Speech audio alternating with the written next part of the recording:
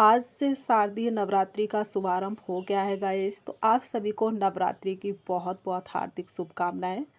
और इस पावन अवसर पर मां दुर्गा के पहले स्वरूप मां शैलपुत्री की पूजा अर्चना की जाएगी।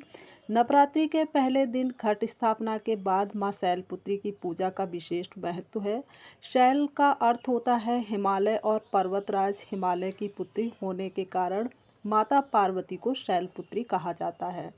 माँ पार्वती भगवान शंकर की पत्नी हैं और उनका वाहन वृषभ यानी कि बैल है, इसलिए उन्हें वृषभारूढ़ा भी कहते हैं। मान्यता है कि जो कोई भी श्रद्धा और विधि विधान से माँ शैलपुत्री की पूजा करता है, उसकी सभी मनोकामनाएं पूरी हो जाती हैं और उसे हर प्रकार के कष्ट से मुक्ति मिलती है। माँ शैलपुत्री के आशीर्वाद से आपको मनवांछित फल की भी प्राप्ति होती है।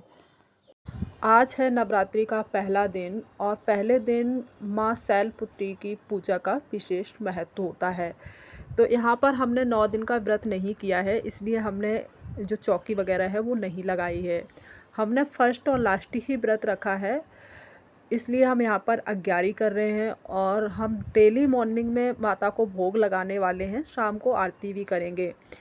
इस बार 9 दिन का व्रत नहीं रखा है, इसलिए हमने इस बार चौकी नहीं लगाई है। अगर हम 9 दिन का व्रत करते हैं तो हमें चौकी लगानी होती है। अब यहाँ पर भोग कैसे लगाना है माता रानी को, अग्यारी कैसे करनी है, भोग में हमें क्या माता रानी को अर्पित करना है, आज वही मैं सारी चीज़ें आपको बताने वाली हूँ। तो यहाँ पर जैसे कि भोग में आप जो धूप है उसमें थोड़ा सा शक्कर, घी, थोड़े से ड्राई फ्रूट वगैरह मिक्स करके अच्छे से भोग तैयार कर लें। और यहाँ पर हमने कंडों को जो उपले हैं उन्हें प्रज्वलित कर लिया है और अब इसी पर हम माता को भोग लगाएंगे। तो भोग लगाने के लिए सबसे पहले हमें माता का जो है ना आवाहन करके माता को याद करना होता है, माता को बुलाना भी होता है, उन्हें उनका स्थान देना होता है। उसके बाद ही हम यहाँ पर भोग लगाते हैं। तो भोग में आप 5 या 7, 11 आहुतियाँ माता को लगा सकते हैं। अगर आपको कोई मंत्र आ रहा है तो मंत्र के थ्रू भी लगा सकते हैं, नहीं आ रहा है तो माता रानी को याद करते करते यहाँ पर 5, 7, 11 आहुतियाँ डेली कर सकते हैं। तो यहाँ पर मैं वही कर रही हूँ और माता रानी का हमें छोटे छोटे मंत्र 1-2 आते हैं, बस उन्हीं के साथ मैं आहुतियाँ कर लेती हूँ।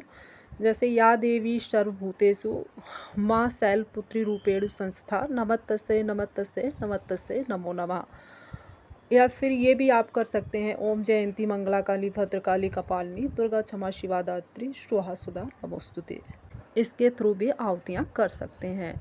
तो यहाँ पर बस हमने इसी तरह से आहुतियाँ लगा दी हैं माता को। उसके बाद हमने नैवेद्य में जो भी मिठाई वगैरह रखी हो वो माता को अर्पित कर दें। अगर कोई मिठाई नहीं है तो घर में शक्कर, मिश्री वगैरह तो होती ही है, वही माता को नैवेद्य में अर्पित करें। और जो भी फल फूल मिठाई हमने रखे हैं वो सारी चीज़ें हमें माता को अर्पित करनी है। और यहाँ पर हमें अग्यारी में 1 लौंग का जोड़ा भी माता रानी को अर्पित करना होता है। फिर उसके बाद हमें धूप दीप माता रानी को दिखाना है और हमें रोली से माता को तिलक भी कर देना है। और अब यहाँ पर तिलक करने के बाद हमें जो भी छोटी मोटी आरती आती है, इस टाइम पे कोई छोटी सी ही आरती कर लें, फिर शाम को बड़ी आरती कर लें। तो अब मैं यहाँ पर आरती कर रही हूँ माता को सारी चीज़ें अर्पित करने के बाद, अच्छे से भोग लगाने के बाद। तो छोटी सी आरती कर लें, फिर उसके बाद हम यहाँ पर माता से क्षमा याचना की थोड़ी सी प्रार्थना करेंगे। फिर कोई मन में अगर इच्छा हो, कोई अपनी मनोकामना हो, उसके लिए माता रानी से प्रार्थना कर सकते हैं। तो सबसे पहले हम यहाँ पर आरती कर लेते हैं। तो आरती हमें छोटी सी आती है, जो बहुत पुरानी आरती है, सभी को आती है और वो याद भी रह जाती है, अम्बे तुम हो जगदम्बे काली माँ दुर्गे खप्पर वाली। तो बस वही वाली मैं यहाँ पर आरती कर रही हूँ। और आरती होने के बाद अब हमें यहाँ पर माता से क्षमा याचना कर लेनी है और कोई भूल चूक कोई त्रुटि हमसे पूजा में हुई हो उसके लिए।